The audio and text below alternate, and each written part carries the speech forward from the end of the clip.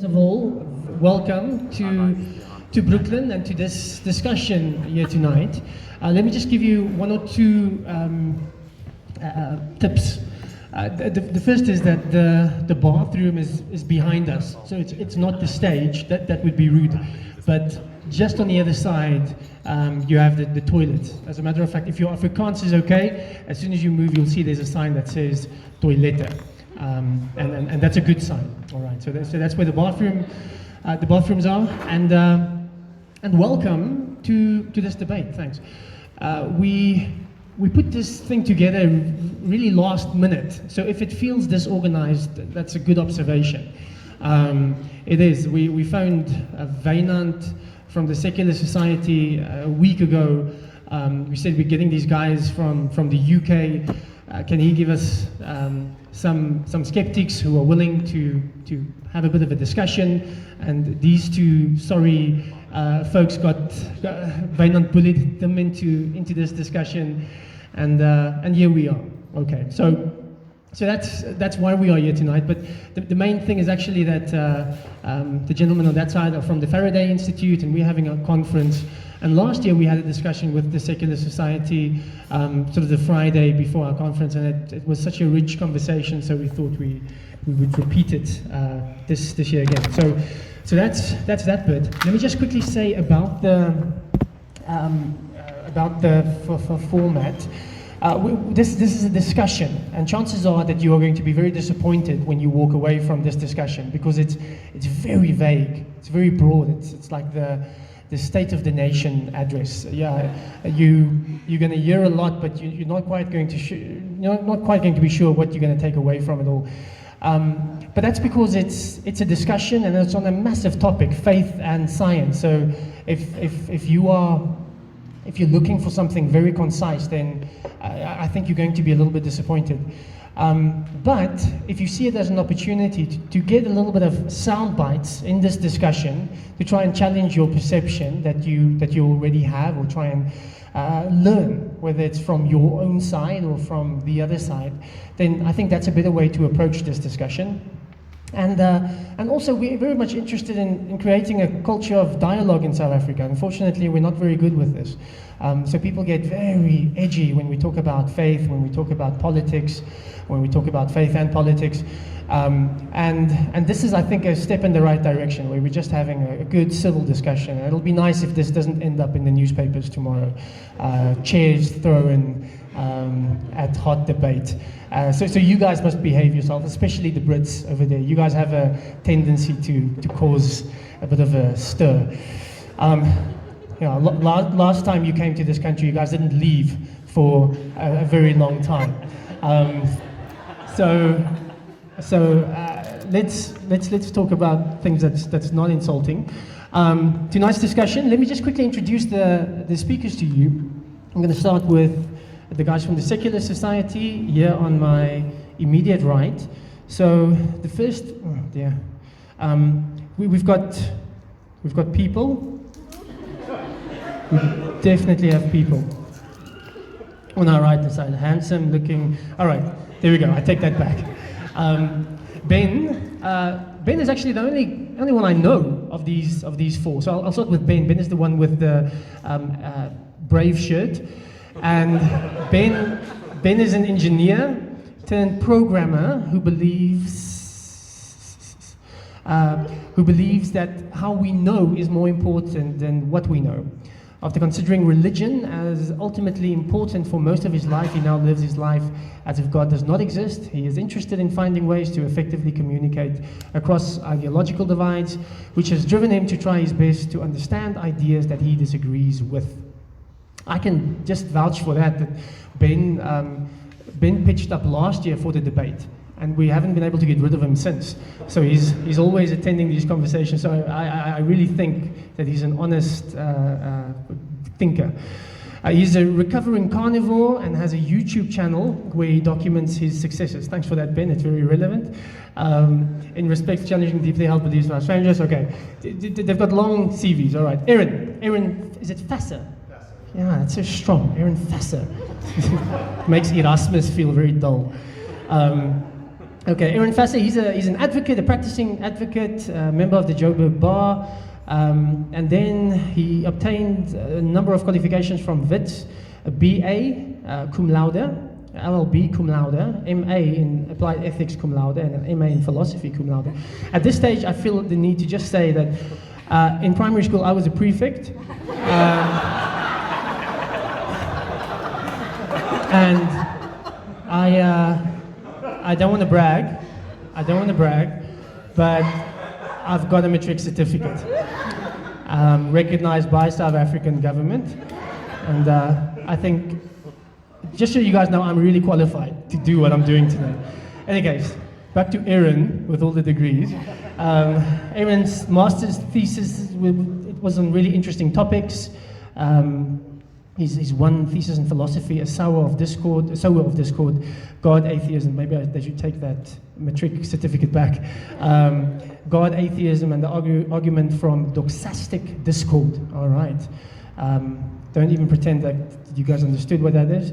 Aaron is also interested in pursuing a PhD in philosophy in the future. And Aaron, I'm just, for the sake of time, I'm not going to read through this whole CV. It's longer than the Old Testament. So I'm just going to move on. That's Aaron, and that's Ben, and they're from the Secular Society. I'll give them a round of applause.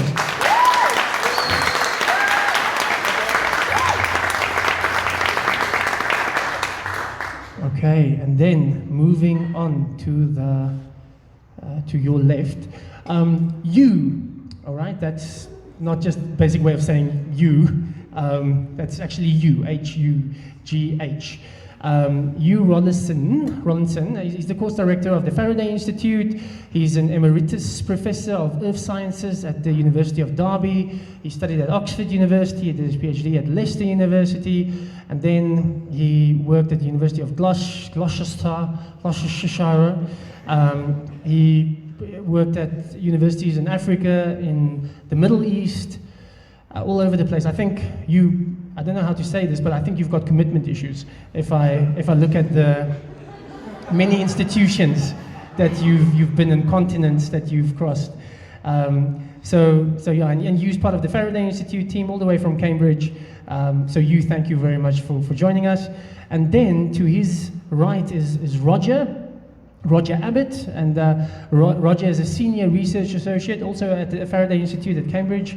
And he's got his PhD in something, practical theology, and he did that at the University of Wales. Am I right? It also says here the University of Wales, Trinity and St David, which is a long name for a university. And he's taught at the University of Chester, and he's currently teaching at places of significance in the UK. The point is, they are smart. Let's give them a round of applause.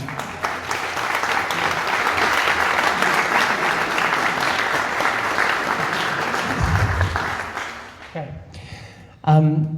This was a bad idea, this coffee. I'm not sure you can see that, but it's starting to look like the map of the world.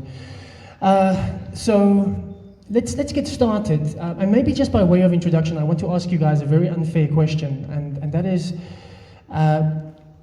how did you guys end up at the place that you are, in terms of your thinking, in terms of your beliefs? You guys obviously look at much the same data. It looks like you guys are reading and engaging a lot of the same resources, but you guys end up at a more skeptical persuasion. You guys end up at a more theistic and Christian persuasion, and I'm curious how you guys came to that belief. And I'm going to ask you a very unfair. We're going to make a very unfair request, and that is to try and keep it short. I know that is a little bit unreasonable, but we can try and unpack many of the details later. So maybe just how you guys arrived at your currently held beliefs. We can start with you, Aaron. There's the song. Essentially, that is a very difficult question to compact into 30 seconds. Essentially, the way I came to my view was through philosophical reading, philosophical argumentation. When I got to university, As an undergrad, I did a course in metaphysics and philosophy of religion as an undergrad. And at that stage, I was very open to the idea of higher power, supernaturalism, the theistic conception of God. And as is the case with philosophy, you read both sides of the spectrum. You read theistic literature and the responses to that, and you read the atheist literature and the responses to that. And ultimately, over that period of time, I came to be convinced that the atheistic side was more persuasive. And then that set me on a path of skepticism and atheism. And when we get to my opening statement, maybe then I'll have a chance to elaborate on that a bit more. So I would say my process comes from being horribly, terribly wrong. So many times in my life, I've discovered that there are things that I believe, which I have found on deeper introspection and discussing it with other people, that I was just mistaken. My journey away from Christianity was for terrible reasons as well. I had a crippling fear of hell. And I researched this concept of hell to see where it came from. And then I realized that some people have different views, and the view that I grew up with wasn't necessarily the view that I had to believe. And I think this kind of impressed on me that I'm allowed to ask questions, that the answers that I grew up with weren't necessarily the only answers out there. So getting that fear off of my chest allowed me to kind of move away from my faith society, the people I was used to communing with. And I just found that I didn't need Christianity. I moved away from it purely because the way that I was asking questions, the way that I stopped having this fear about things, allowed me to not need it in my life. A couple of years ago, I started really deeply considering, but what if I was wrong? I was wrong in the first place when I thought that Christianity was true, or at least my view of hell was true. What if my view that there might not be a God, if that was also not true? So that has led me to actually try and engage deeply with people who disagree with me, or who I disagree with, to try and look at the other side. And I've even picked up a little hobby where I go out and meet random strangers and ask them to just discuss their most deeply held beliefs with me. So I've got a YouTube channel where I post these conversations, and I found it to be very, very enriching. Not just because it gave me an opportunity to see how other people think about the world, but because it made me ask questions about how I actually approach these questions, how I look for truth. At this point in time, like my bio said, I don't live my life as if a God exists, but I'm open to be convinced otherwise. Well, it's very interesting to hear what Ben's just said, because in many ways I started in the same place as you did, that I grew up in a God-fearing family. My parents were both committed Christians, churchgoers, and I suppose my story is really very simple, because as I grew up, I imbibed all that and took it on board. But clearly, as you grow up, you change, you begin to learn to ask questions, your experience of the world and of life grows broader. And I think as I did that and began to engage with science in my studies in school, and some of the questions that raised in my mind about my faith, I found around me people who I respected as role models, who were people who were able to maintain a Christian faith, but also an academic integrity. And I think that's the journey on which I followed in many ways. And so, as I've grown, as I've matured as a person and come into adulthood, I found that my faith grew and developed along with that. And then as life has taken its course, there have been many ups and downs, happy times but sad times as well in life, and I found at that point that my faith has been a strength, and the community of faith to which I've belonged has also been a great strength. I suppose where I am now is that up until 2 years ago, I worked in the university world, as an academic in geology.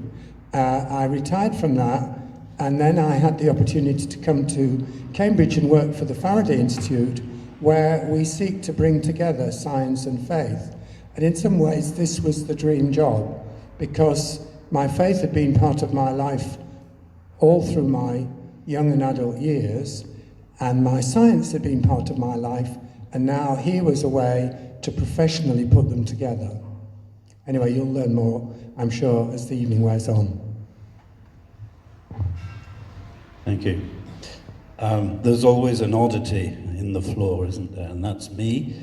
I was not brought up in a Christian home. I was not brought up in a religious home at all. It was a very reasonably pleasant environment, but it certainly wasn't a religious one.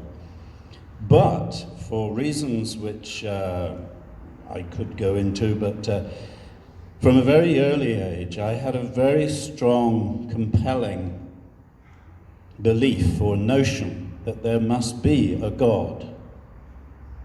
Where did that come from? I don't know. It certainly didn't come from my parents or my background or indeed anyone that I knew, but it was there. And if there was such a being, then it occurred to me very strongly the most important thing in my life had to be knowing who he, it, she is. And how do you do that? Well, I set about it in my own little do-it-yourself way, started to create a kind of faith of my own, if you like, and tried to pursue that up until I became a teenager, when, you know how it is when you're a teenager, everything in the world is wrong except you. And so by that stage, my natural desire and inclination was to do most things that teenagers do, doing them to extreme. But I had this conflict with this religious notion that I had. And so I ended up hating God. I hated him because he just kept interfering with my life. And that went on until I was in my late teens. And then I was introduced to a community of Christians who were my age. I had never met such people before. I had never heard of the gospel of Jesus Christ before in my life, even though I was religious. And hearing that and seeing the impact that had on these young people's lives, you see, they were religious, they were Christian, but they were happy.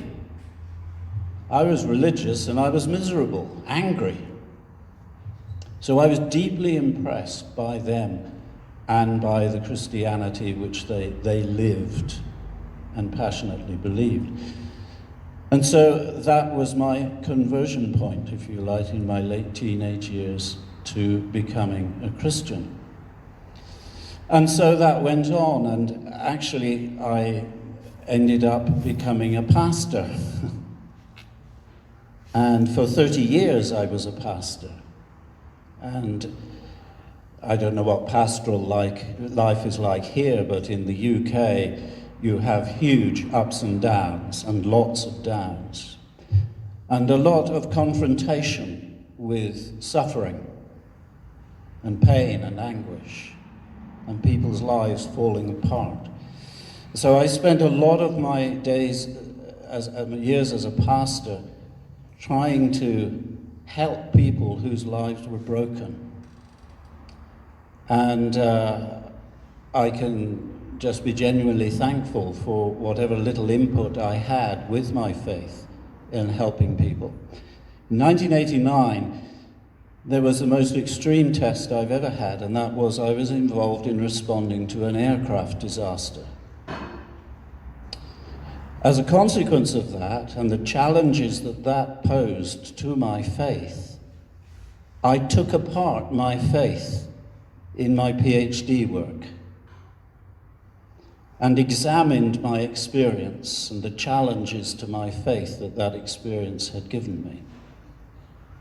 and I got my PhD. That led me then to, in 2012, to the offer from the Faraday Institute to broaden my research work into the field of so-called natural disasters, and therefore into an international exploration and research field, and particularly exploring the influence of survivors of catastrophic events, the influence of their faith beliefs on their ability to respond to and recover from these catastrophic experiences. And that is where my research field is. It's also where my heart is, because I wear another hat that I actually respond as a responder to disasters. So I have a research one, I have a pastoral one. And all I can say is I am deeply, profoundly grateful to my faith for not only how it supports me, but how it enables me to bring support to those who are suffering terribly in these situations. Okay. Guys, I think let's jump into the topic itself. It helps us a little bit to know you guys a little bit more. This is going to be more of a science-heavy conversation. So I'm curious, given the science, so you guys gave existential reasons as well, how you guys derived at your particular beliefs, but I'm curious, in as much as you can loosen yourself from the data and just look at what is in front of you. You guys ended up at different places, so I'm curious in a more let's say raw intellectual way, how you guys arrived at those particular places. How does your science inform your belief on that side, and how does it inform your disbelief on this side? So maybe, Erin, you can have a crack at it.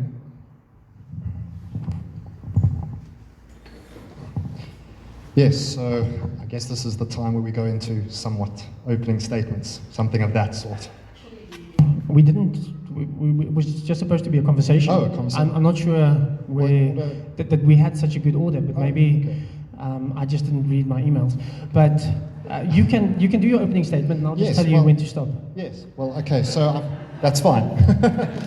I think my opening statement will address the questions that you've asked.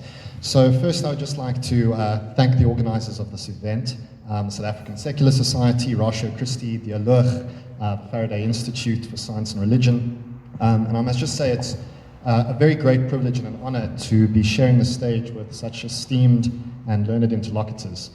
Conversations like this, I believe, are vitally important, not only because the questions themselves are intellectually stimulating, but because how we approach and address such questions, as we've already heard, has a profound impact on how we live and structure our lives. So I've timed this for about 10 minutes. Let's see if I can actually stick to this. Yeah, actually, 10 minutes is not. It's going to be a little bit too much. Oh, but so try and keep it to 5 minutes each. Well, then that's going to be a challenge. All right.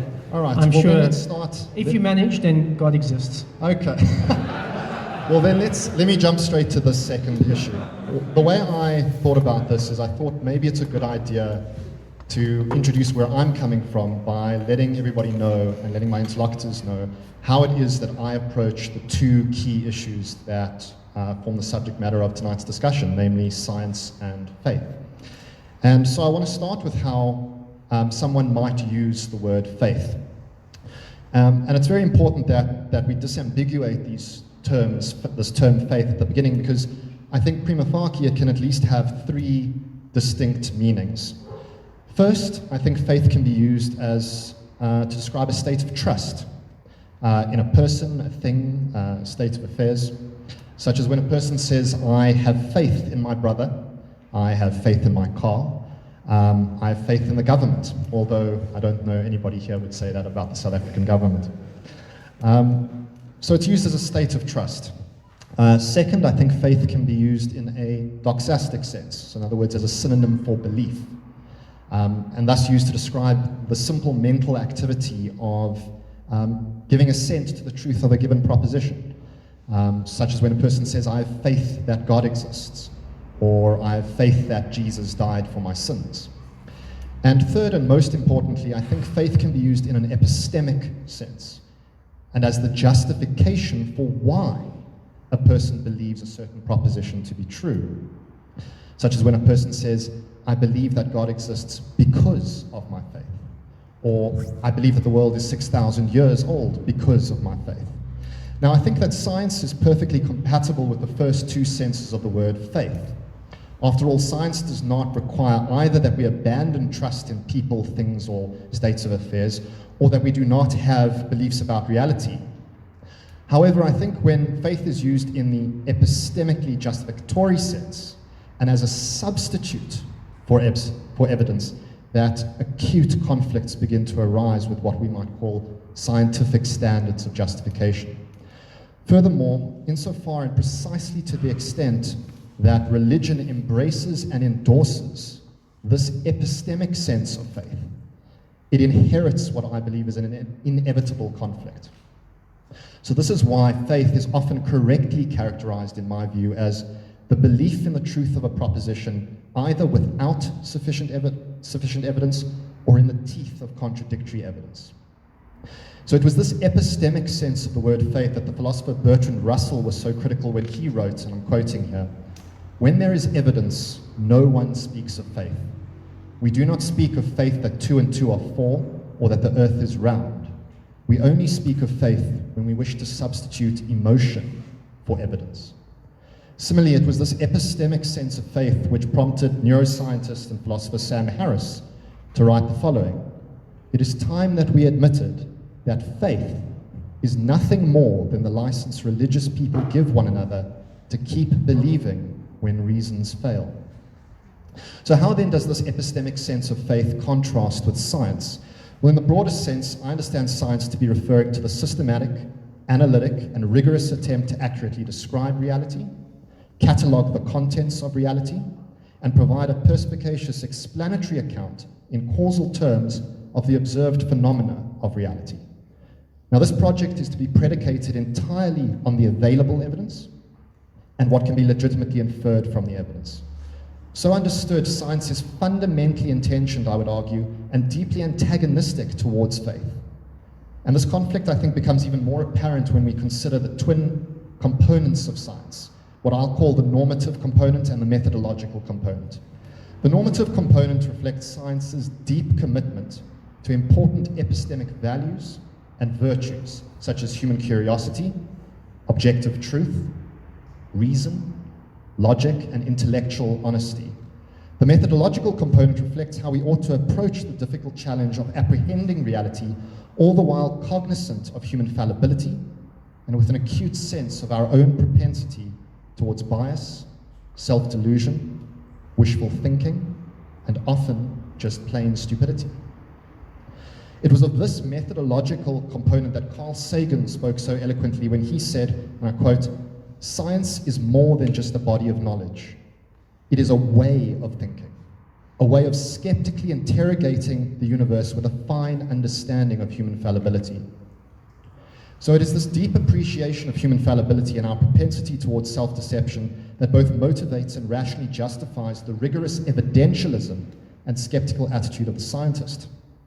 The man of science, in my view, thus enthusiastically endorses David Hume's dictum that, quote, "the wise man proportions his belief to the evidence," and takes to heart Carl Sagan's observation that extraordinary claims require extraordinary evidence. The methodological component of science, of the scientific method, thus constitutes what could be called high-octane reason, or reason 2.0. More specifically, it involves a posteriori empirical methodologies augmented by a priori mathematical and logical schema.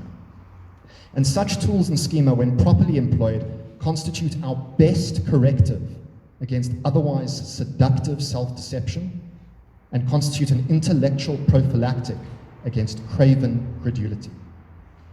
Science is thus predicated primarily on the hypothetico-deductive method, namely that of hypothesis generation, the derivation of theoretical predictions, empirical observation and testing, the corroboration of hypotheses, and most importantly, the revision or abandonment of hypotheses, even our most cherished hypotheses. when they do not conform to reality. And it's this final aspect that also entails that the deliverances of science, of our best science, are always somewhat provisional and open to revision in light of new data and publicly accessible evidence, as and when it is discovered. In the final analysis, I think we can conclude then that the scientific method differs from faith understood in the epistemic sense, precisely to the extent that it is not predicated on unquestionable dogma, clerical or pastoral authority, apostolic creeds, prophetic revelation, or mystical personal experience.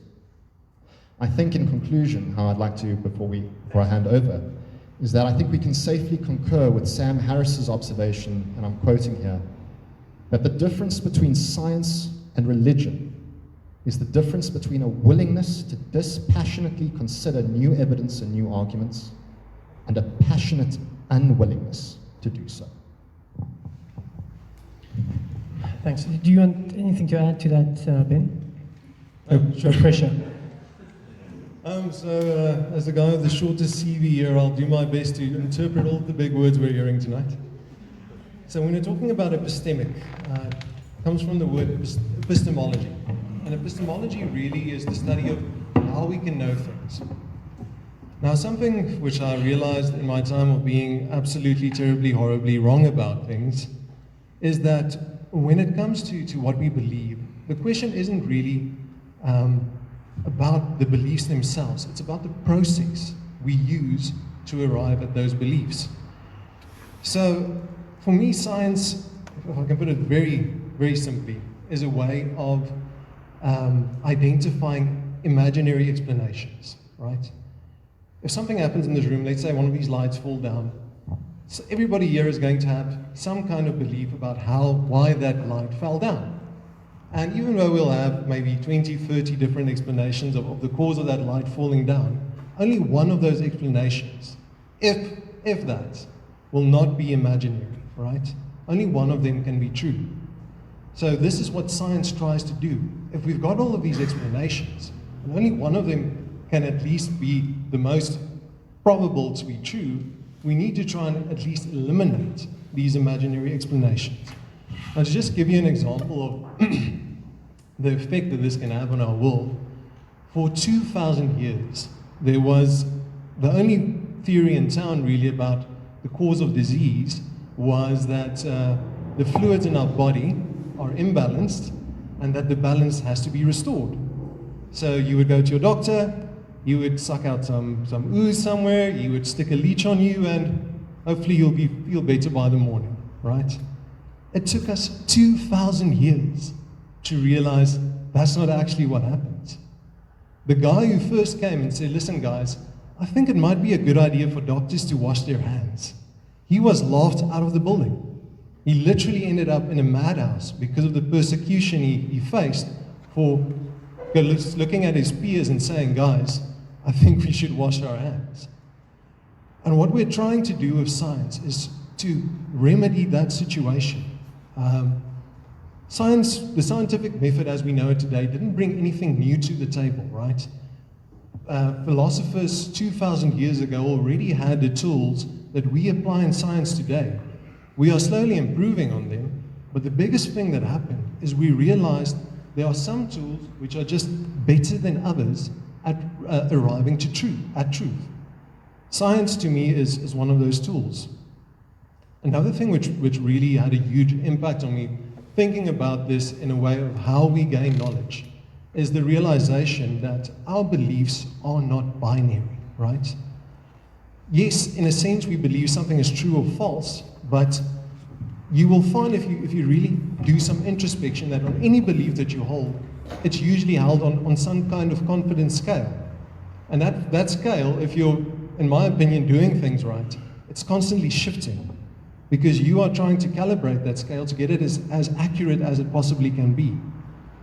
So I think even though most of us will never go to university, never really study the scientific method, never understand the philosophy which maybe undergirds science, there are some practical things that happens in science that we can work into our thinking which is just will show you by its own, the results that it gives you, the ability that your beliefs become more attuned to reality in a way that you can actually use them to inform your actions, that is very valuable.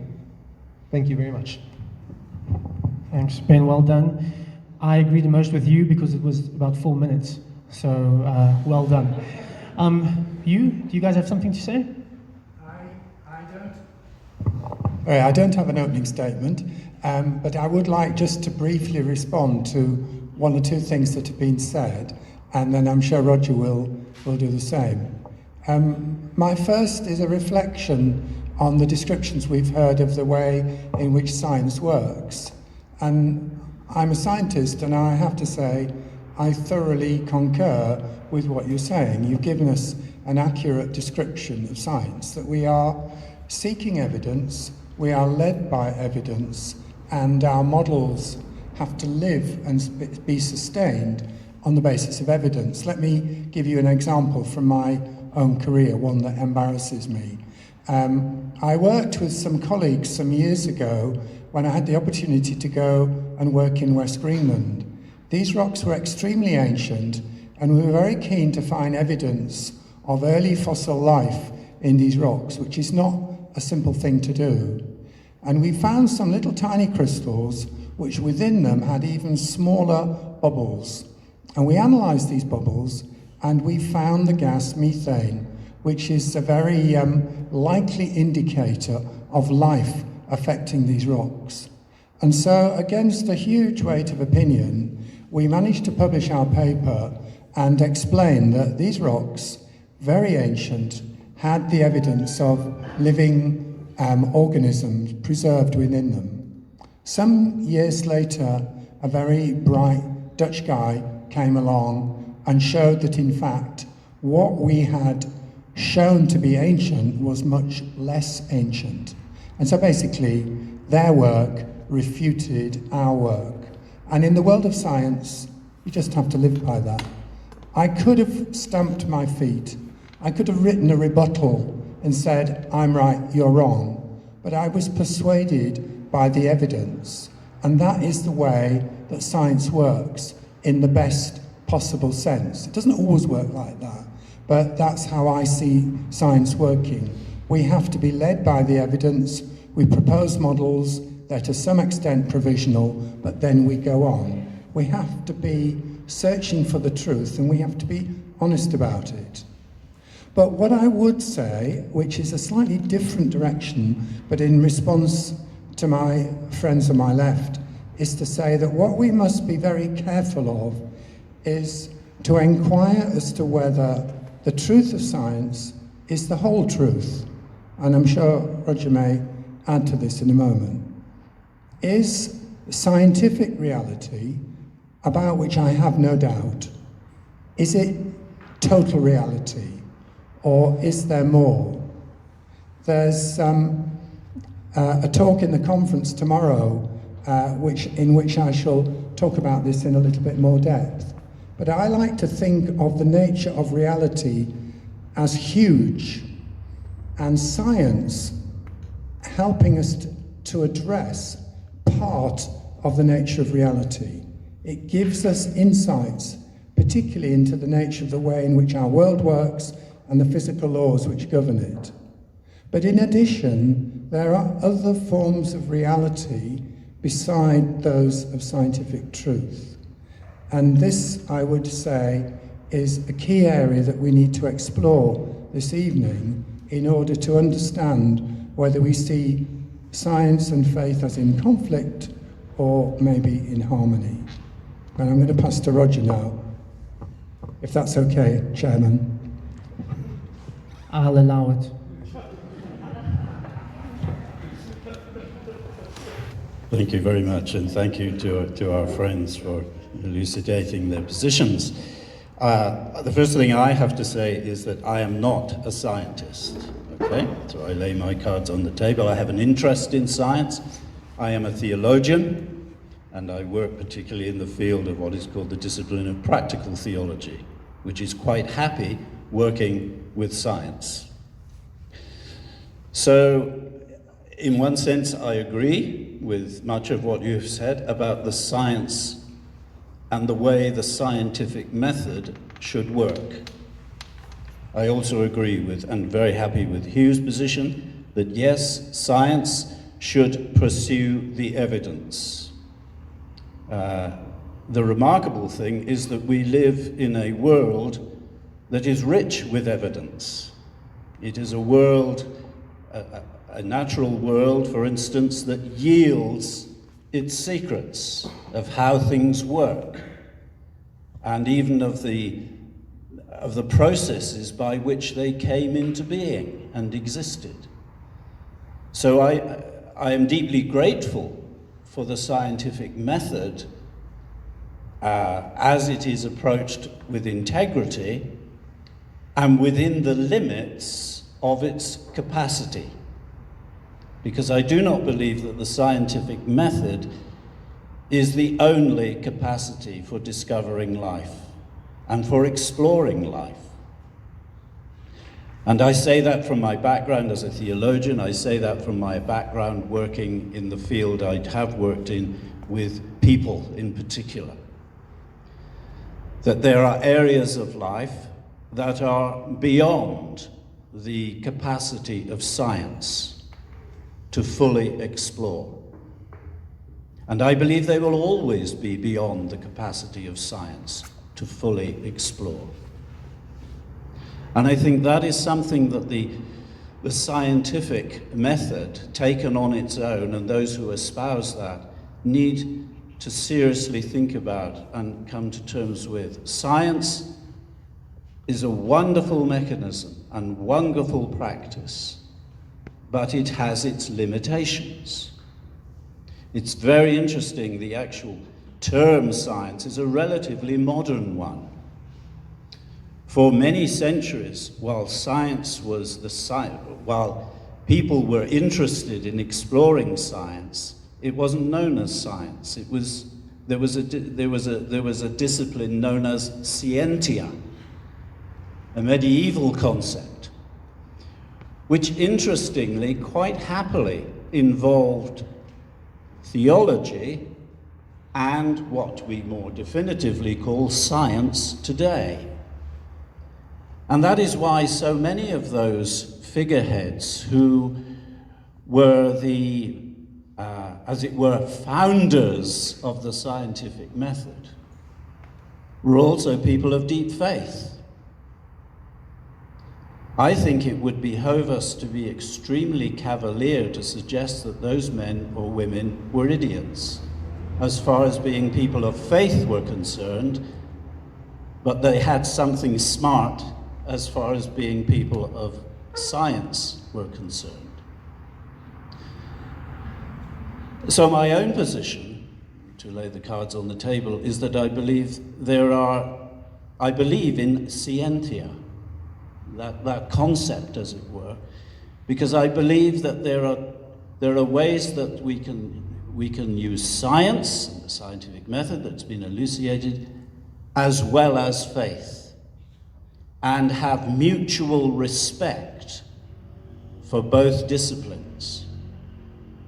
And that is what I'm seeking to develop passionately in my own research work and in my own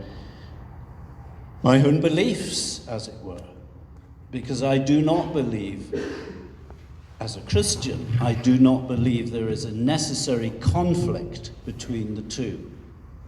There has been a conflict thesis that has developed particularly since the 19th century, again a relatively modern concept, that there has to be conflict between these two. I do not believe that. I believe that these two can work very comfortably and happily together, providing they each work within the integrity of their disciplines. And that theologians, such as I, do not pretend to be clever scientists, and vice versa. To me, there is no conflict. I am comfortable in both worlds. So, Aaron, maybe you can just, because you made an argument why you think that it's not compatible. So maybe if you can just recap that in a minute or so. I know that's unfair, and then you guys can just perhaps respond to this direct argument. Why they do not play in the same arena, and then things will get juicy. Okay, so the reason I endorse the conflict thesis is because I think it's really there. I think religions, the great faiths, for example, the great monotheistic faiths, make explicit claims about the nature of reality and our place within it. They're not just prescribing ethical precepts. They're not just describing dietary requirements. They're making robust extensional claims about the nature of reality, and very specific claims. Claims about, for example, the existence of a particular sort of deity to the exclusion of any other form of reality. So there's a commitment to a certain kind of reality, a supernatural reality. There's a particular commitment to a particular conception of that reality, a kind of ultimism, what the philosopher J.L. Schellenberg calls, well, he calls it ultimism, but that there's a reality that is axiologically of and relating to value. There's a reality that has deepest value, that it's metaphysically ultimate in some sense. In other words, it's the basement level of reality and any form of explanation. And it's a soteriological ultimate, right? So in other words, in relation to this reality, human beings can achieve their greatest good. And it's not just generic ultimism that Christianity endorses, it's a very specific form of ultimism. It's ultimism with a face, right? Personal theistic view of this ultimate. It's a very specific claim. And it entails certain things, rational expectations about the way the world ought to be, if that is in fact true. And a lot of those expectations, when you actually carry them out, are not vindicated. What the philosopher Raymond Bradley calls cumulative, unfulfilled rational explanations. So if we start with the idea that there is this theistic God, this theistic ultimate, we rationally should conclude that his creation should bear certain properties. Right? These are the classical arguments for atheism. This is where arguments like the argument from evil come in, which are predicated, they have an empirical component to them. We look out at the world and we see horrific suffering amongst human beings, amongst animals, of a moral variety, of a natural variety. And that places severe pressure on theistic belief, either to the point where the thesis is falsified outright or rendered epistemic, from an epistemic perspective, the probability that that hypothesis is true is reduced beyond what one could call an acceptable epistemic threshold. And science plays a role in that. And that's why I think, as long as religion is in the business of making claims about the way reality is, and science is similarly in the business of making claims about reality is, there's going to be a conflict, both in what they say exists and in the methodologies by which they come to it. And if I can just say one more point. There's what I sense lurking as a kind of assumption with our interlocutors in the background is that science is limited to exploring the natural world. Like science has this philosophical presupposition that naturalism is true. But that's not the case. Scientists are in fact open to whatever is in fact the case. And if that entails supernaturalism is true, then I can't imagine a single scientist who would say, yesterday at morning tea we agreed that this was a natural world and we're not going to allow evidence of the supernatural. The problem is that there are very good reasons from the scientific method and the deliverances of our best sciences to think that a thesis known as metaphysical naturalism is true. So that's a philosophical thesis that is justified, in my view, and I would argue that, is justified by the scientific method. So I just want to put that on the table. Cool. That's why I see the conflict in the way that I see it. So Aaron spoke a little bit about the conflict thesis, and he also brought up the problem of evil as a sort of knockdown argument against theism. So perhaps you can respond to both those arguments, the conflict thesis and the problem of evil. Okay, I think if we take the first argument and think about what religion claims all the religions claim a belief in God. So the one I know best, the Christian religion, takes the belief of one supreme God who is all-powerful over all the existing cosmos. Now, one of the key questions is, how might we know whether or not this is true? And so I would suggest that clearly the scientific methodology is limited in its ability to verify that statement. There may be things that we can do which may hint at the reality of a God. There may be things in the fields of psychology, for instance, which may begin to nudge us in that direction. But I would suggest that the methodology of science is not equipped to approach that question and allow us to verify it. And therefore, I would say we have to look at other approaches in order to understand whether or not there is a God. And because we're looking at other approaches and we're not using a scientific approach, then that frees us up from the conflict narrative, because we're not setting one methodology against another. We are observing things which are probably happening in parallel, as I said earlier. Two different aspects, science one, religion another, or faith another, are two aspects of one greater reality. Thanks. Roger, would you want to respond to the problem of evil argument? You don't have to. It's just with the idea that... Was there a problem of evil argument? It's... Do you mean the issue of suffering? Is that what you mean? Well, as an argument against God, I'm just trying to recap two of the main arguments that he made in his response. The problem of evil is a vexed problem. It is also a moral problem. If we're talking about evil, then we're talking about an entity that is a moral entity. How do you explore that with the scientific method?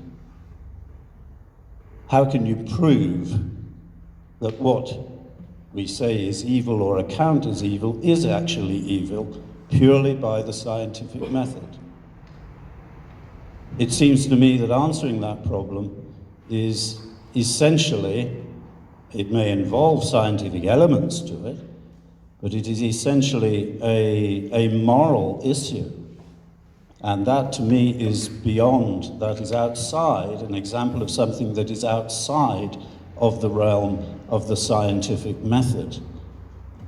That doesn't mean that it can't be addressed, but the scientific method per se is amoral. It is the examination of evidence.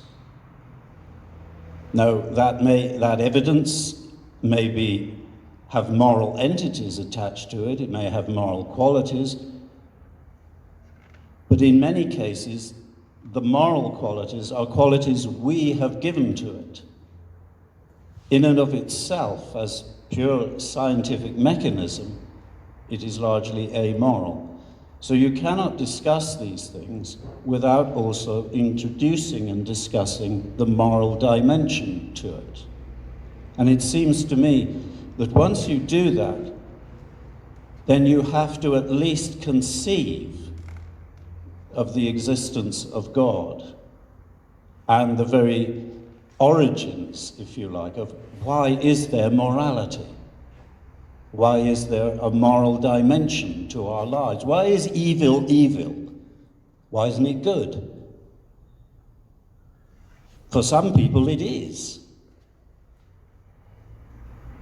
There are forms of attitudes of mind, of breakdown of mind, of even states of mind that are quite happy with things that I and probably most of us here would call evil. But they derive huge entertainment from them. They're not evil for them. they're actually good. So it seems to me you do not decide that by the scientific method. You go so far, but you cannot go beyond it. Okay. All right, so you guys have gone from the defense to the offense. I saw that move. So I think the question that you guys can maybe respond to is that in as much as you subscribe to this scientism and you want to you want to be cold and clinical about the data, bringing up, I guess, the problem of evil is that's not part of the science data. That is a different type of reality. So maybe, how do you, in this naturalism that you guys espoused, how do you guys account for things like suffering and meaning and morality from this very materialistic ideology? So, for me, the questions about morality and meaning are very loaded.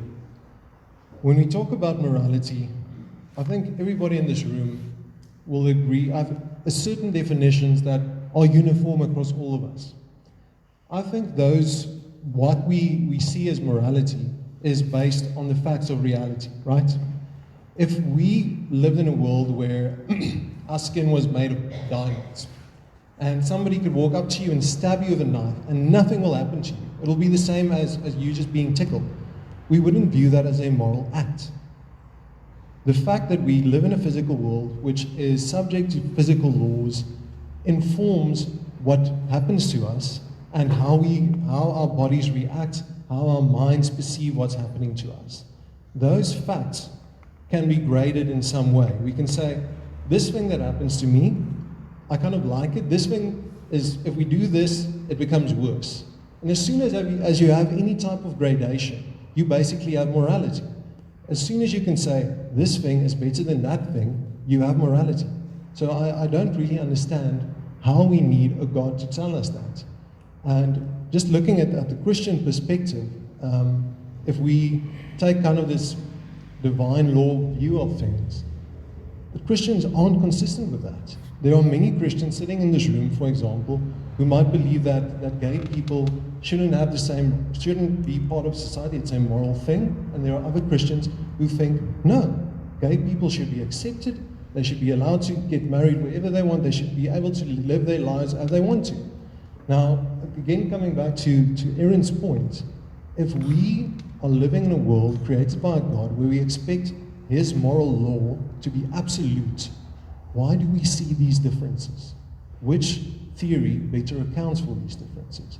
And I think the one about saying we're living in a natural world does it better. Yes, so the first thing I want to correct is that you indicated that I was espousing, and I think it was echoed on the other side, some form of scientism. Scientism in the philosophical literature is the view that science comes in a variety of forms. Some strong forms are scientism is the claim that all and only knowledge is scientific, and that's clearly not the case. We have lots that was only done in terms of your Yes. opening statement with David Hume Yes. and saying that this is the empirical method and anything outside of that Well, it's you based, reject. yes, well, that's the evidentialism, which is different from scientism. Scientism is a claim that all and only knowledge is scientific, in a scientific nature. Embracing evidentialism doesn't commit you to scientism. So I just want to make that clear. I believe that we can come to conclusions about reality based on good philosophical argumentation. Sometimes science provides support for key premises in philosophical arguments. So I by no means want to be tethered to the straw man that is scientism. But turning then to the issue of morality. So there were two questions. The first was the idea that there's this transcendent grounding of some sort for morality. There's a well-known problem in philosophy with any attempts to ground morality in a transcendent God. It's known as the Euthyphro dilemma. Some people who are philosophically astute will know it. It dates back to the time of Plato, one of Plato's dialogues, where Plato asks the question about piety and the gods. And he's having a conversation with one of his interlocutors, and they're trying to have a conversation about what is piety. And The one character in the dialogue says, piety is what is loved by the gods. And the question arises, is piety what is loved by the gods, or do the gods love what is pious? Right? Now, those are two very different things. And you can translate it and you can update that to this question about morality. If we're really talking about the ontological or metaphysical foundations of reality, we then have to ask, are things good because God commands or desires that they are good? Or does he command what is good? If you take that horn, then ethics is autonomous of God. At best, he's a kind of middleman who can pass on moral notes to you. But the actual grounding of morality is something independent of God. On the other hand, if you think that morality is dependent on God's will, then if God wills tomorrow that murder and rape and genocide is right, then it will be right, because that's what morality means on divine command theory. So there's a problem there about trying to ground morality in this transcendent person with his subjective desires. Second point, you asked about, and it was also mentioned on the other side, about how do we ground morality then in a naturalistic worldview? Right? How do we do that? That is a very big topic in meta-ethics and philosophy. Very big. It's very contested. Different naturalistic philosophers give different answers to this. It won't surprise you. If you called up 10 naturalistically inclined philosophers to the stage, you would get 10 different portraits of how to ground morality sans any form of supernatural deity. Derek Parfit has written a 3-volume set called On What Matters, where he attempts to do just that. Shelley Kagan, another philosopher at Yale University, attempts to ground it in social contract theory. There are various and multitudinous versions of naturalistic ethics that take ethics seriously in a robust, objective sense, that's not just a matter of subjective opinion, and that we can rationally interrogate these things. Now, it would be far too long, and I don't think we've got enough time to go into the detail of those, but make no mistake, atheists and naturalists have very good answers to how to ground ethics in a naturalistic paradigm.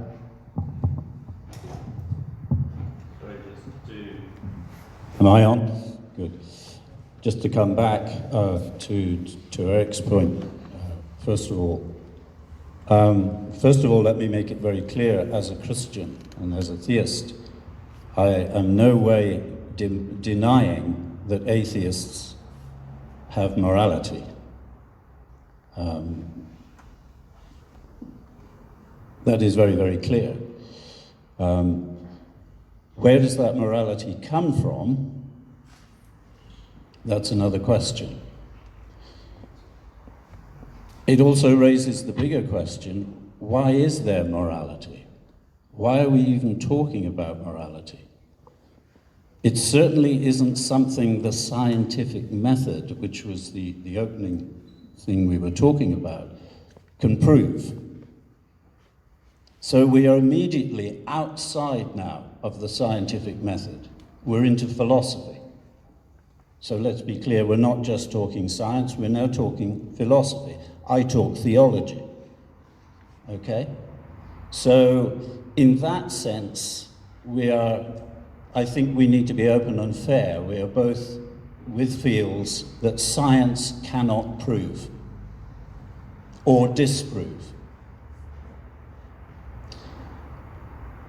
So then we come back to morality and the disavowal of God. If there is a disavowal of God, and by that I mean what most philosophers would take, who had any concept of theism, a disavowal of absolute goodness. And certainly the Christian theology is absolutely clear on this, that the God who is a God who is good. I was giving a talk earlier this morning entitled, What Good is God? Addressing the whole subject of evil and suffering. And I was very clear to make the point that as far as the Christian message is concerned, there is goodness because that is who God is. God is not measured by some external category or judgment on goodness. He is. He defines the goodness.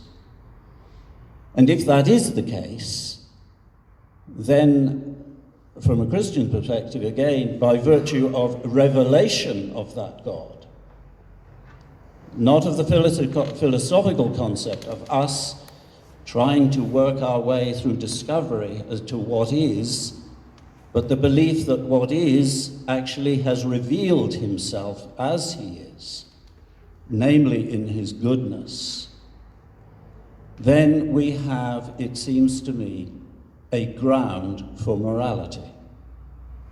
Without that, I'm struggling to discover a ground for morality.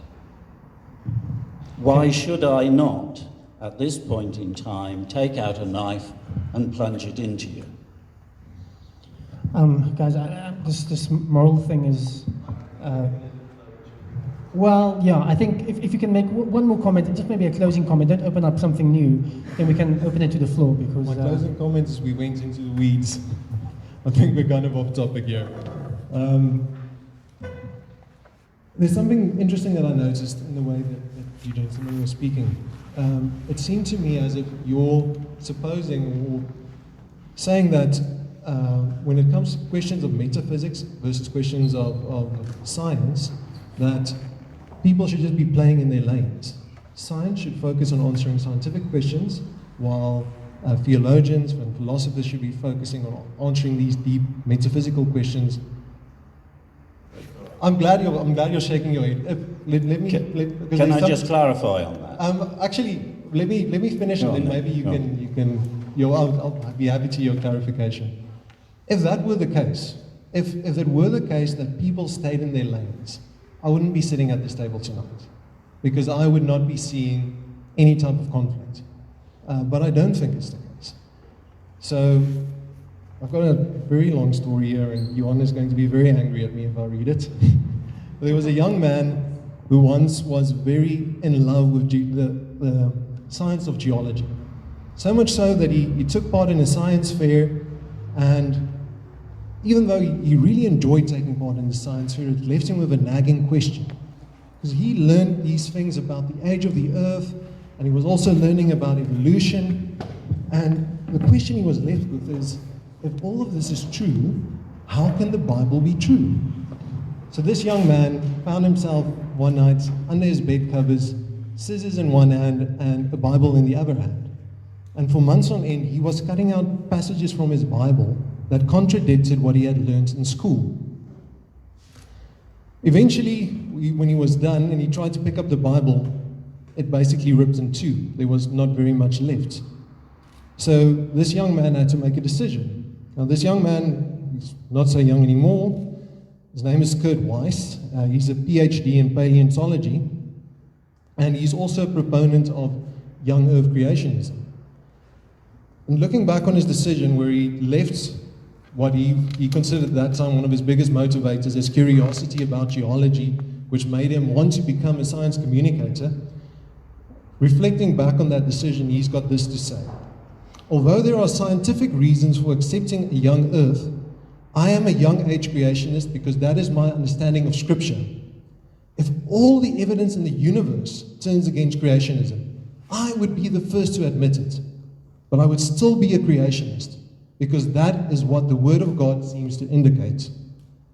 Here I must stand.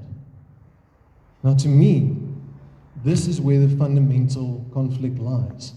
If we've got a guy who's willing to do his PhD in paleontology, willing to do his final dissertation on mechanisms that or a statistical model that you can use to date when an animal was alive millions of years ago, yet he still says that no amount of evidence will change his mind. Do you see that as a conflict? How do we resolve that? Okay, guys, I just want to manage your expectations. So you can respond to that, and then we're going to open it up to the floor and get some more questions. Okay, yes. Well, this is the interesting thing about the conflict narrative, that it's posed by people who would oppose the Christian faith and say you can't be a Christian and a scientist. But sadly, within the Christian faith, the conflict story is also told. We've just heard it, haven't we? Somebody from within the faith who looks at Scripture and says, I see conflict here between what I'm reading in the Bible and my scientific studies. Now, interestingly, I'm not a paleontologist, but I have worked on paleontological problems to do with the origin of life and early life on Earth. And so certainly as a young man, I faced those self-same issues. I didn't sit under the bed covers with a pair of scissors, but mentally I was sitting there trying to work out how I could reconcile the teaching of the Bible with my own scientific understanding. And it was quite a long journey. It took me some time. If you want the detail, then we'll be talking about it tomorrow in the conference. But my quick solution, told quickly, is it transformed the way in which I understand how to read the Bible. And sadly, the guy you're describing has never been allowed or has never allowed himself to go along that route. And it's very sad to hear a story like that, because it identifies some of the things that you said in the opening statements about the way in which people see conflict, how they feel hidebound by, if you like, religious dogma to take a particular view in the face of the evidence.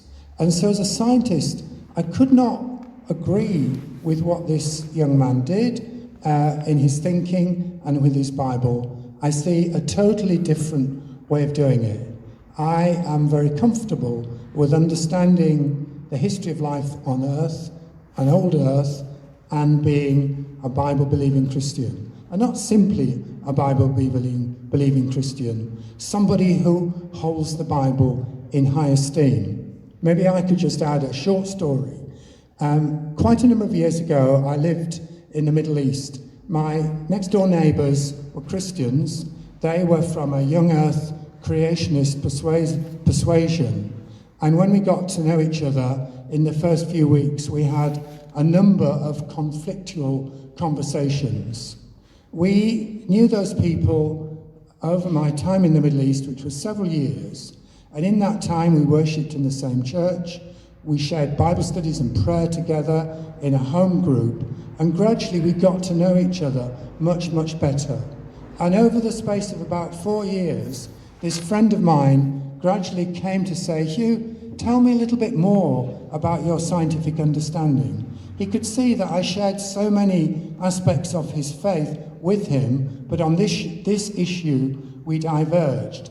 But eventually, he was prepared, if you like, to acknowledge that this was my professional area, and I may have something to tell him about this. And we had latterly more amicable conversations about this subject. But I better stop. Okay, guys, now we're going to do something that almost never works, but I have faith that it's going to work. And that's called Q&A time. So I'm going to do something, and this is going to sound very unfair, but I'm going to try and keep you to that. If you can ask a question, that would be great. Okay, so don't make a statement. Don't. It's not your time to teach these guys a lesson. Just ask a question, all right? And then next time, if you feel that you are smarter than these guys, then we can just get you to set up front. But for now, just ask a question, maybe directed at a particular group. So in other words, you can say the theists or the skeptics. And then we're just going to try and make sure that you guys get a fair amount of questions directed at you.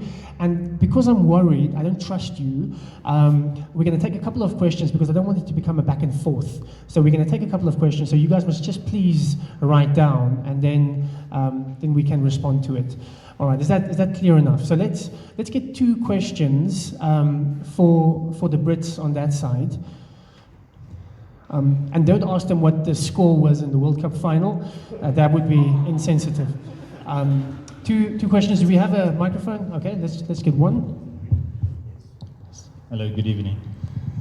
I have a question for each one of the groups. It's simply, at the risk of being simplistic, what do you see, how do you define the concept of, and even the word, real. Because it appears that your positions are so divergent that it could render the concept of what is real and what is not real utterly meaningless. Well done. That is how you do it.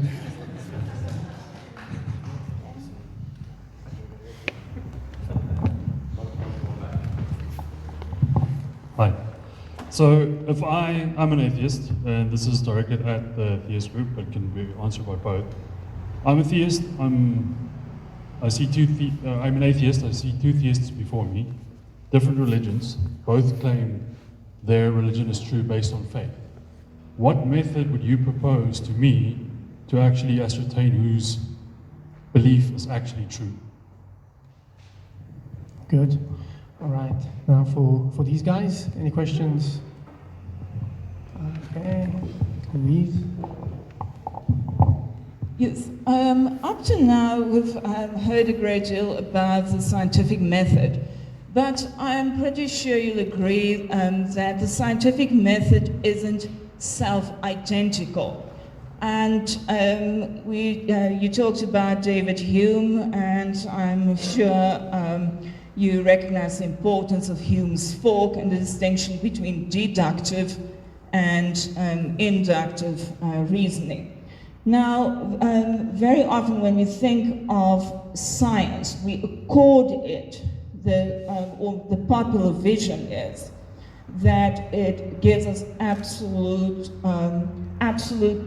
the results with the certainty of deductive reasoning, but that's in fact self-referential. If we looked at it according to Hume's strict definition, we'll see that we cannot even say that there is such a thing as absolute valid knowledge. At the very best, we have a very high degree of probability. Does it then make sense to adhere to an ideal of foundationalism? Thanks, Louise. Did you guys get that? I mean, it's very easy. Okay, and then one more question.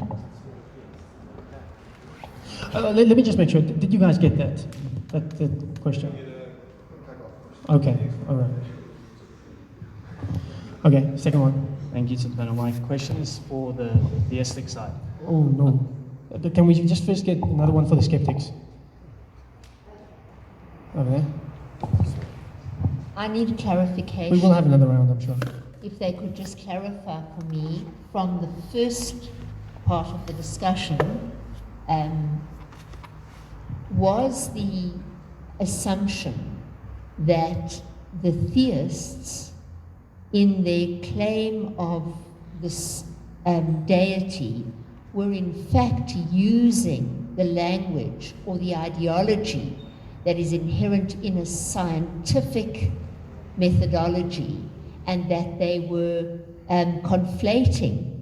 I might be 100% incorrect and have misunderstood. I need clarity, but I heard that from the theists. In other words, that in their claims for a deity, the language and the methodology that they were using was tantamount to a scientific explanation. Okay, let's try that. Well done, guys. I'm proud of you.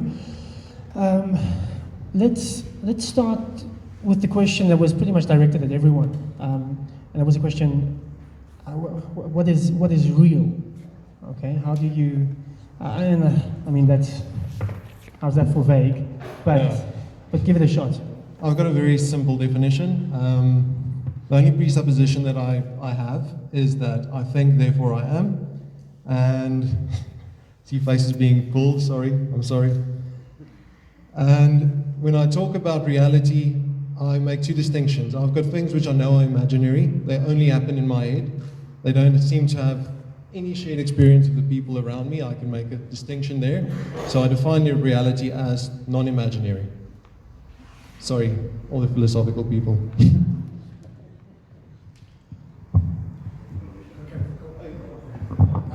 Okay, I suppose for me as a relative to philosophers and theologians, a very simple-minded scientist, for me what is real is what I can learn through my senses. Now, I know it's possible that my senses might deceive me, but that's where I would start.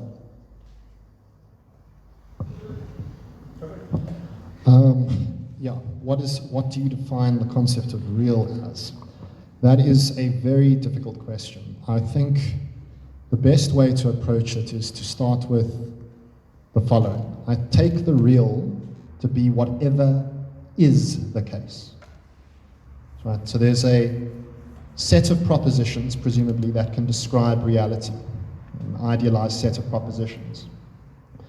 And those propositions can map a truth function to those. True, false, true, false, true, false. What is the case is all the true propositions, and also the truths about what is false. Now that's not very helpful, because we also want to know what is the content of that list. And that's where different people are going to disagree. Some people are going to, just to give you a point of contact about why this is such a difficult question, we've spoken a bit about, we've crossed swords a little bit tonight about morality. We both agree that morality is real. So we would both, presumably, both sides here would want to put on that list of true propositions a whole bunch of ethical truths. There are some philosophers who don't think that there are ethical truths in meta-ethics. They're anti-realists. They're literally called that, anti-realists about ethics. They think any ethical statement, it either doesn't have a truth value at all, or they're all false. They're just you can't say true things about ethics. So different philosophers are going to put different things, and different intellectuals are going to put different things on that list.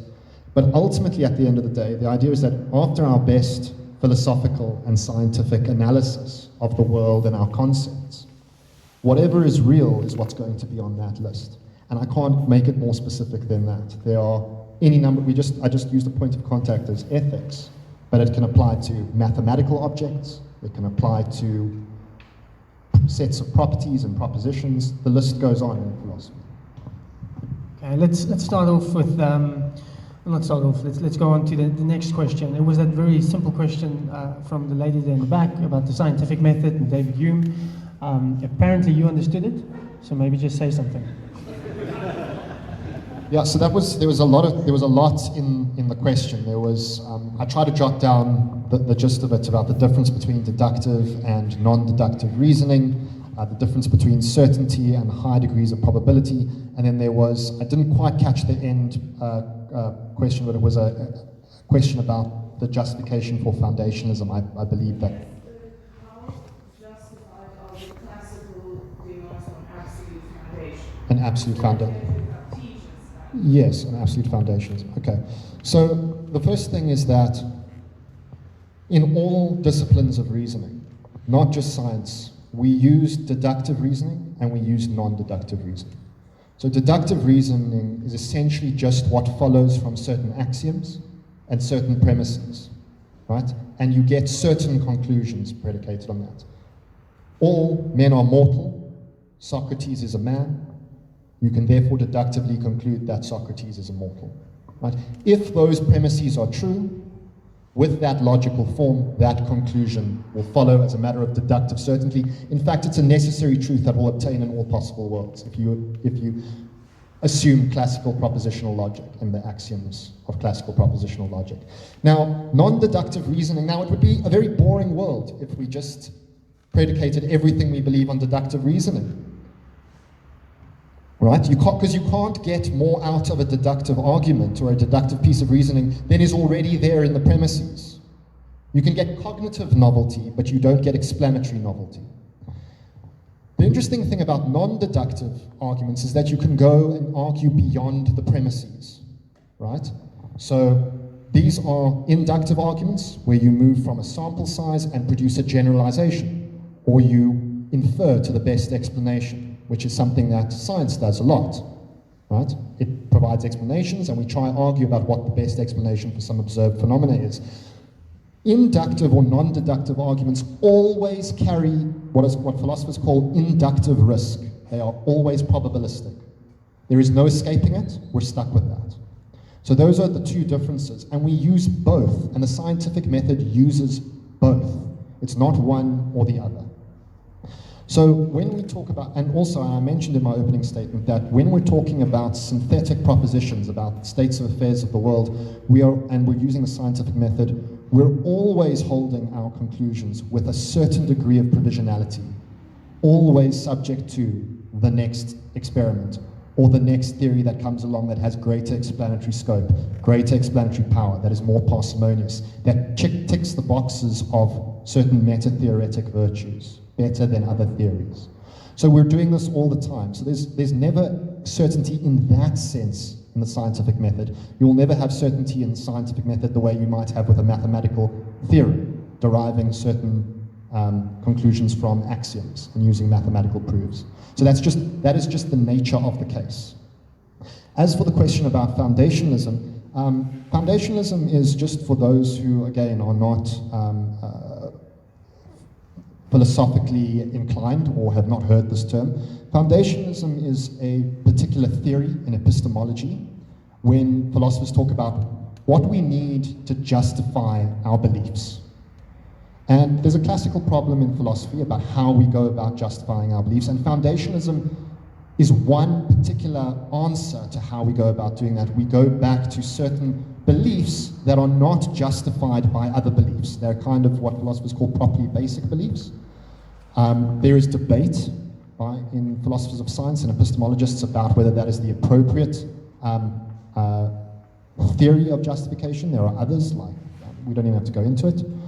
And there are the important thing to notice is that there are different kinds of foundationalism. So I would call myself a modest foundationalist. I probably subscribe to a form of foundationalism. I think that we have properly basic beliefs that can't be inferred from other beliefs, namely our sense experience of the external world. I believe I'm talking to you now. What do I base that on? I don't base that on other beliefs I have. I base it on my sense experience of the world. Right? So that, I would call that a properly basic belief in the theory of foundationalism. But any more than that is going to become too complicated for a discussion of this, so that's my view. Yeah, then it's going to become complicated, you're right. Let's not do that, because it's been so easy. Roger, so the next question, if you want to respond to that, you've got... No, I'd like to respond to the question. I haven't been asked to respond to the question of what is real. Oh, you didn't get your chance? No, I didn't get my chance. I'm so sorry, Roger. Yeah. I'd like to introduce, much of the work I do as a researcher is ethnography, which with its overspill into anthropology and so on. I'd like to just bring in some aspects of that. I have done work in Haiti, I think, after the earthquake. And you cannot be in Haiti very long without coming into contact with a completely different worldview to the Western modernism and Enlightenment worldview that we've largely heard from your good selves, and in the world of voodoo. Now, I'm not going to make an issue of voodoo, but we could expand that into Asian worldviews as well, where actually scientists work very comfortably with a very real understanding or perception of the spirit world. So that's one aspect, okay, now, I have a lady that I'm trying to help at the moment who suffers from epilepsy. And in recent days, she has begun to see pictures that she would see them on the table. Some of them are okay, some of them are very frightening pictures. Now, what is real? How are you going to judge what is reality there? Now we could go down, which is the line we are going down for the moment, of neuroscience. And so we've put her into contact with a person we respect, a professor of neuroscience, who is going to explore through tests and MRI scans and so on, you know, the possible neurological aspects of this, and from his experience in working with epilepsy and other neurodegenerative diseases, to see whether these pictures are a consequence of neurological dysfunctions. And I must admit, in some ways, I hope that is the case, because through the administration of drugs and so on, there's a possibility that that can be addressed. Do those pictures then cease to be real? For her, at the moment, they are real because she sees them. So I think when we come to talk about reality, we are really, really in a very complex situation here in definition. I interviewed someone in Haiti, a young lady, and she told me about an experience she had when she was a child. And she woke up one night to hear a voice telling her to come. And it was a compelling, the voice was so compelling, it was just telling her to come. And in Haiti, a very real aspect of voodoo is what they call the loup garou. The loup garou is the belief that evil spirits can change themselves into human form or into animal form. So it's not unheard of for people to see a black cat going into a person's house at night, because loup garou always operate at night, and for local people to kill the cat. Because the loup garou specializes in attacking children, stealing them, sucking their blood. And you actually have instances of young children being found taken from homes and being found murdered. Now, is her experience, she was very grateful that in her words, now again, this is a test of reality, her mother was praying for her against this compelling urge to go. And this whole experience dissipated, and she was able to go back to bed and to go back to sleep. Now, was that real? How are you going to sort out the reality of that situation? Will the scientific method sort it out? Sorry? It's real. You're sure? I am not convinced. I am not convinced. And many actually, in the Asian world in particular, wouldn't be convinced either. So I think I merely inject those as complicating factors, if you like, in the definition of reality. Factors that are, and our responses to them, can actually be deeply embedded within our own culture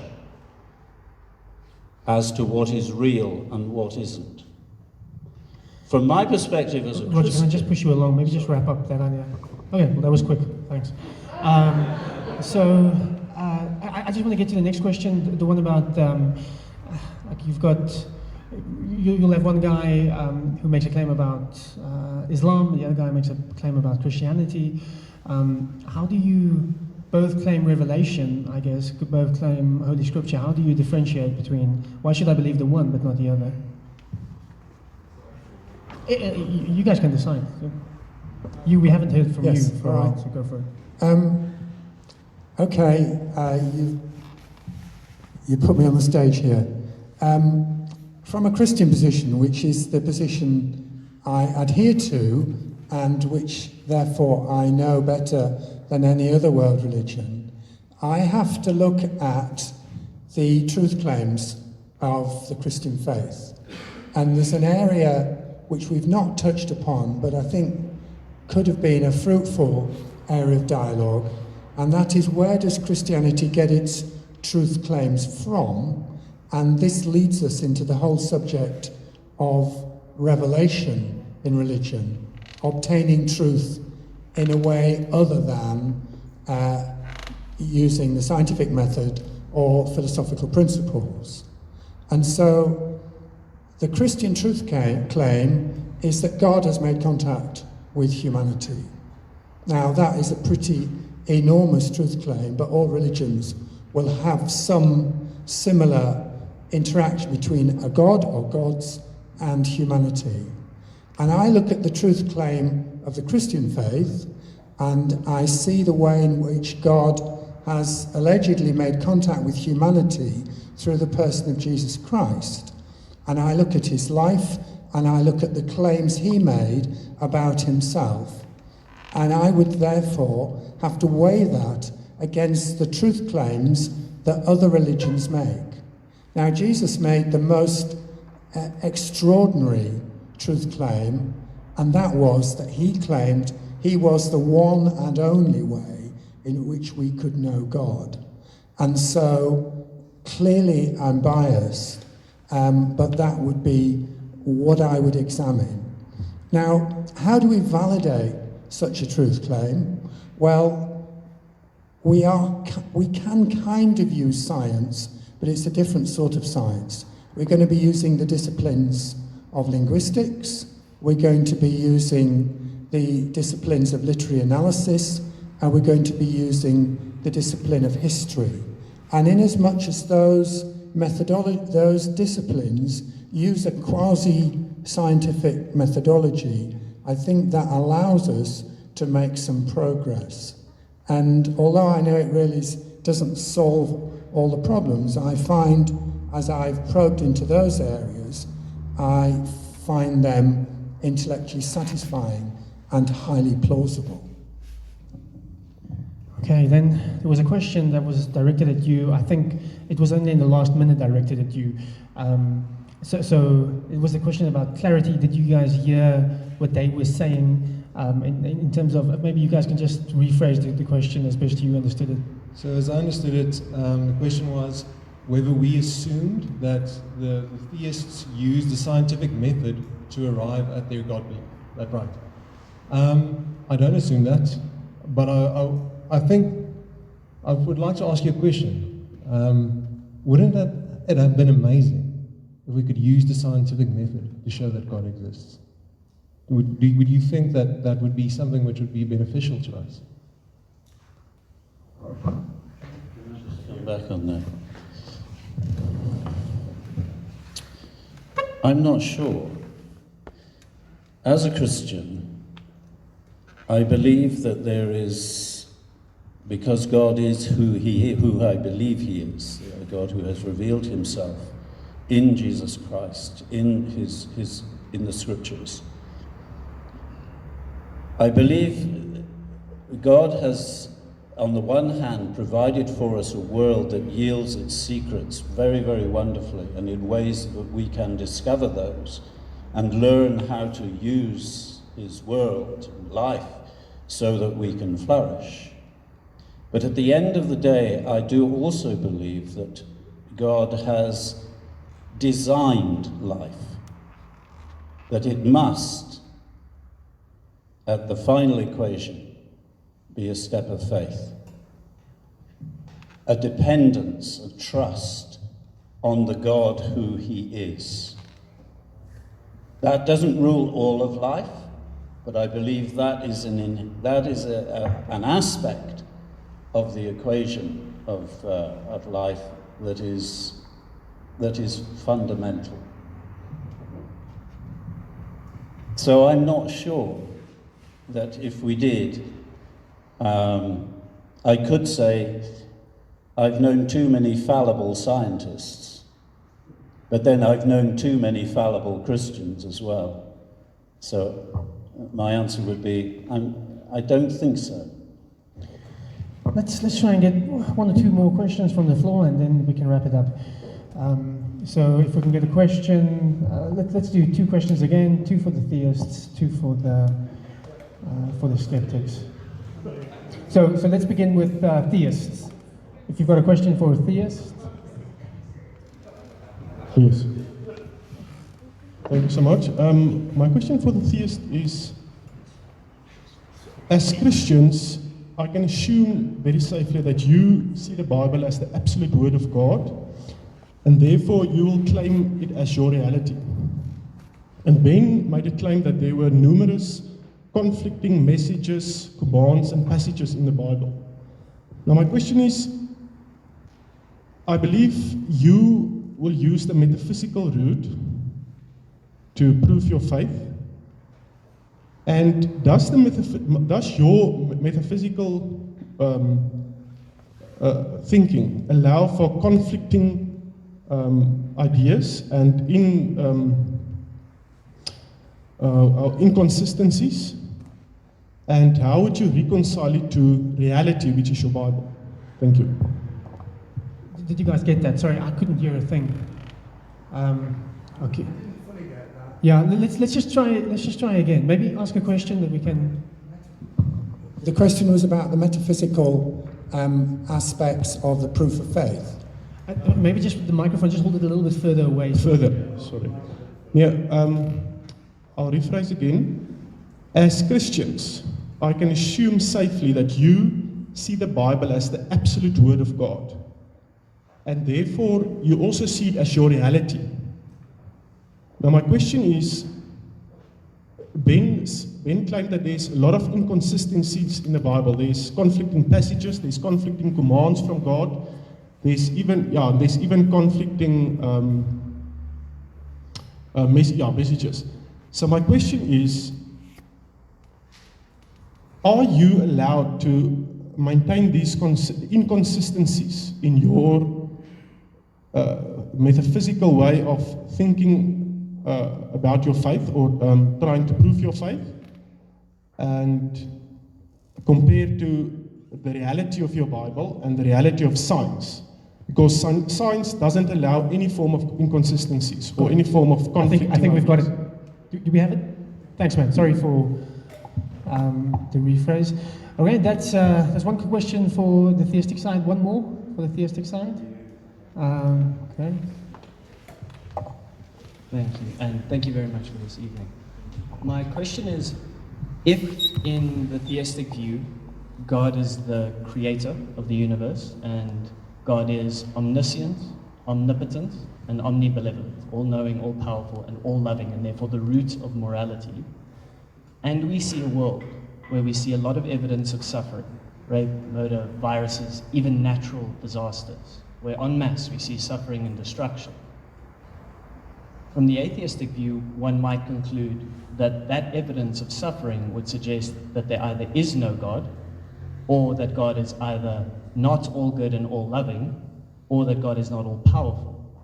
Given in particular your experience with natural disasters, how do you make sense of it as a theist? Cool. All right, 2 for the skeptics.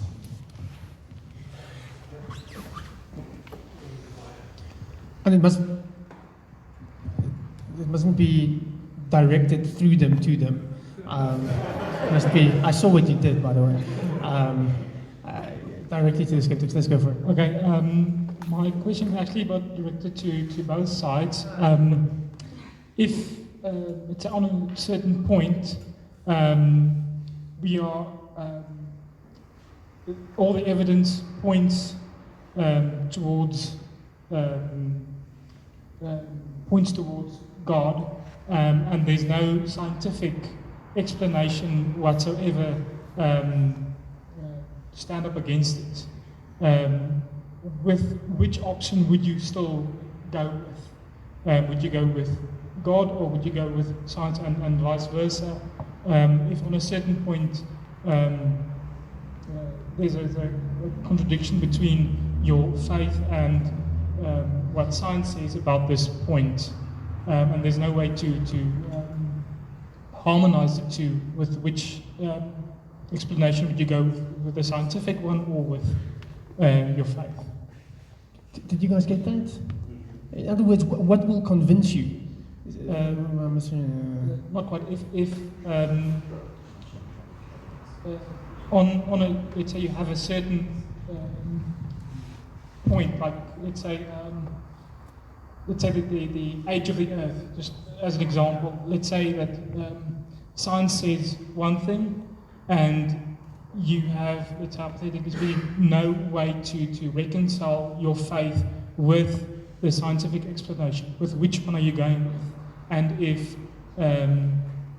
it turns out on the age of the Earth that the religious explanation is the best one, and you don't have a scientific explanation for it, with which explanation are you going to go with? Okay, I'm not sure it was directed at them. I think you cheated again.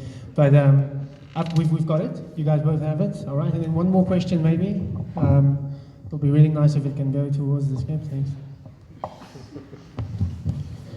Okay, my question is directed at Ben, and I'm sorry I don't remember your name, but you mentioned that there was a lot of good arguments from philosophers or atheistic philosophers with regards to grounding moral values, and I would just like to know what do you use, or what convinces you that there is such a thing as objective moral values in your atheistic worldview? Good. All right.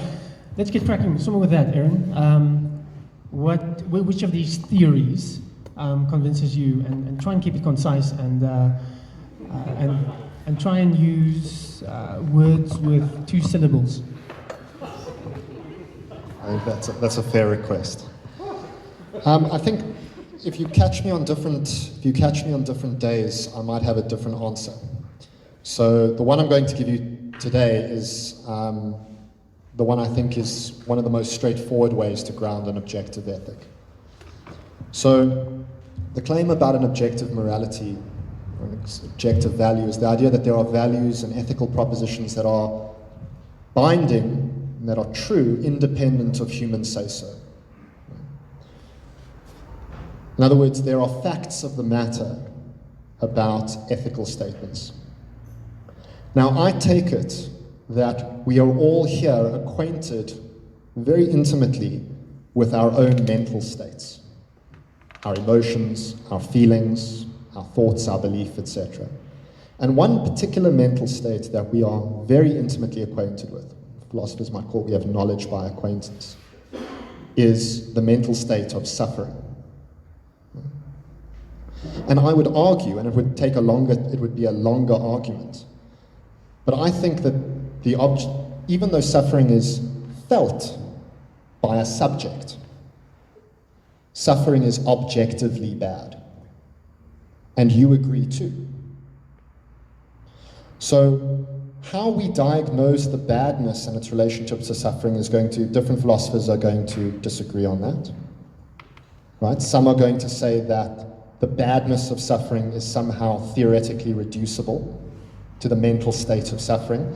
Other philosophers are going to give non-reductive accounts. They're going to say that the badness, what we're trying to capture is the objective badness of suffering supervenes on the mental state of pain or suffering. And if you're with me that far, and there's much more that can be said to buttress those points, and it's a longer conversation, it's not a great leap then to say, well, I have knowledge by acquaintance of the intrinsic badness of suffering, and then I can use empathic, rational imagination to see that other conscious creatures and other sentient creatures around me suffer. And part of what it is to understand that something is bad, conceptually, just means I ought not to do it. Right? It is undesirable in the moral sense. And once I appreciate that about my own suffering, I realize that there is just as much reason to not cause another entity suffering. Right? And that reason is rationally apprehendable by all of us.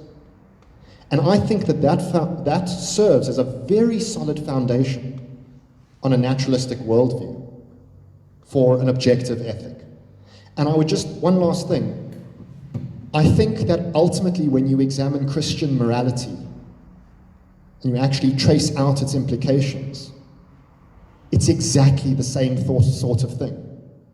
All the moral precepts are ultimately concerned with avoiding suffering of conscious creatures and promoting their well-being. We even heard the reference to God created this world in such a way as to promote our well-being.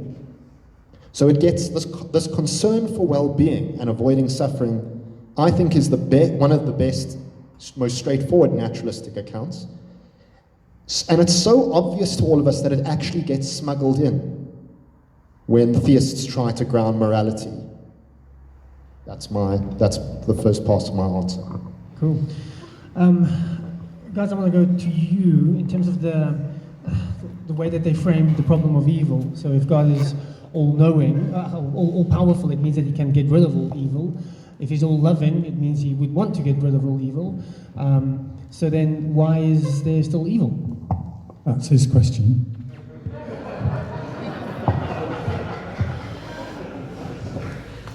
Yeah. I'm well aware of theodicies and the philosophical approaches to the problem of evil and so on, and I've read them and wrestled with them. And I get very annoyed by them. And the reason I get very annoyed with them, and it's the reason that I don't believe that there are such things as natural disasters. I've yet to find a disaster that is actually, once you look into it, that is actually natural. There are natural hazards, earthquakes, volcanoes, floods, wildfires, and so on. They're natural. And from a scientific point of view, they're absolutely essential to the well-being of the planet on which we live. If we didn't have them, our planet would be a very, very dull and essentially lifeless place, very sterile. So we need those things. So it's not the natural hazards. Don't confuse the hazards with the disasters. So how does a natural hazard, earthquake for instance, or a typhoon, how does it become a disaster? How does it become a killer? Is there some malevolent being, supreme being, who suddenly feels, I'm going to kill people? No. If you actually look and go into the situations and examine the situations, you in fact come across some deeply evil things that are human. And in many ways, with some limitation, I side with the majority, actually, of social geographers today, who will be the first to tell us that that disasters happen. They're not natural. And I was quoting one this morning who says it's a social calculus. What your position in life is, what influence you have in life, whether you're educated, whether you're poor. Why is it that in this great advanced world of popularity, 80% of the world's population are still grinding in poverty, and they are the ones that get killed when disaster happens? The reason being that they are deprived of the wealth to access and the education to access the scientific knowledge that will enable them to live with these things safely. So what I see in all of my work is a great deal of human corruption and evil. It's a very, very dark world. And when I look at disaster response and what we call disaster capitalism, and how disasters are providing a multi-million, trillion-dollar industry for agencies who respond to disasters, then I'm not going to put the blame on God. I'm going to put the blame fairly and squarely upon human beings. And very often those human beings who are most responsible don't live where the disasters happen. They live in relatively comfortable zones. All right, guys, moving on. I think, Ben, that gentleman asked a question that you are going to repeat. I'll try and save this curveball. Okay, so what I got out of the question is if I encountered some evidence which showed incontrovertibly that God exists, what would I choose, God or science?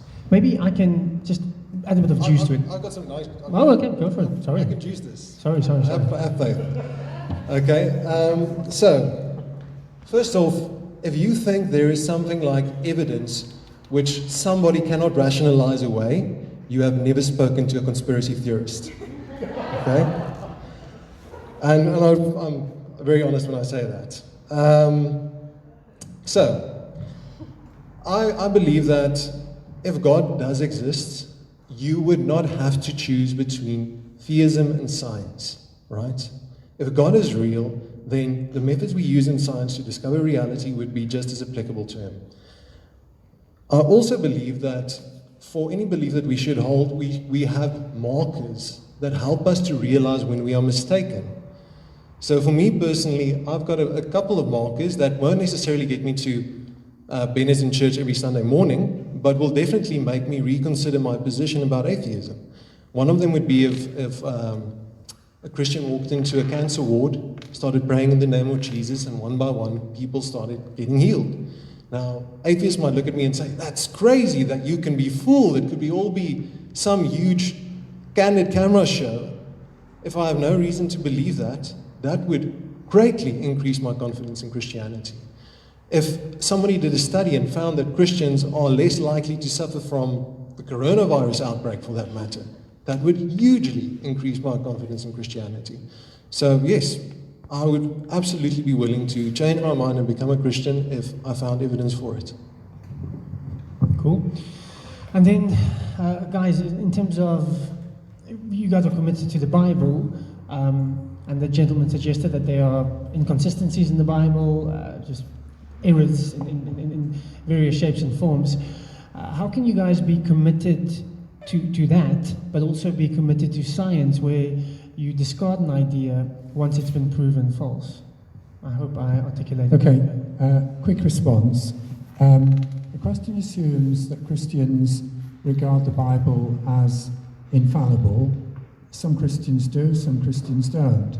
I think we have to remember that the Bible is a complex amalgam of pieces of literature that have come to us through history, and therefore to say that it has no mistakes in it, I think is in itself mistaken.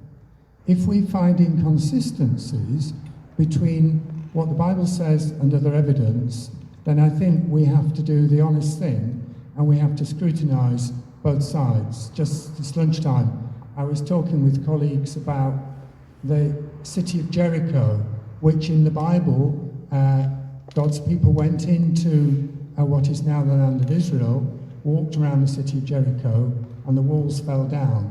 Now you'd imagine there is archaeological evidence to demonstrate that.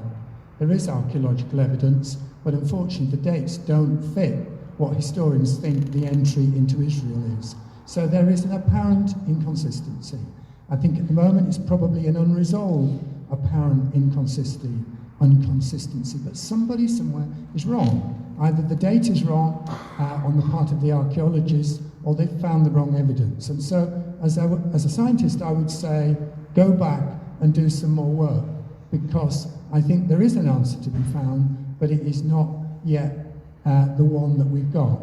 So that's not just a blind belief in the Bible, it's wanting to test the thoroughness of Scripture and the archaeological investigations that go with it. I would just add as a tagline, to say that science discards inconsistencies is mostly true.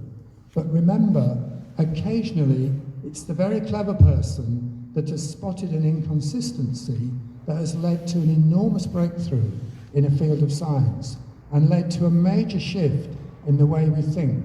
So whilst mostly inconsistencies can't work in science, occasionally they can, and we must be aware of that. Let's give them a round of applause.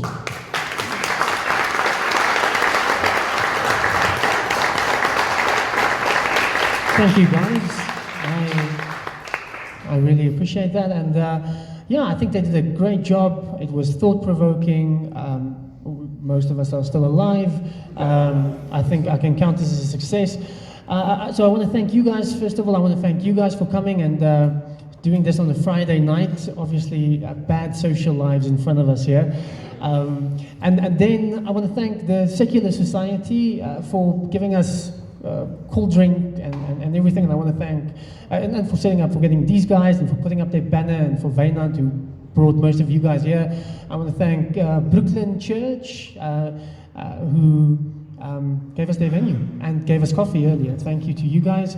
Rasho, Christi, they are always trying to facilitate these kind of conversations. The Faraday Institute, thank you guys for coming to the third world here in South Africa. And then I would like to invite you guys to come and talk to these guys afterwards. I think there's a lot of conversations. They do not need to be anywhere within the next 5 hours, so feel free to hang out with them. Thank you guys so much.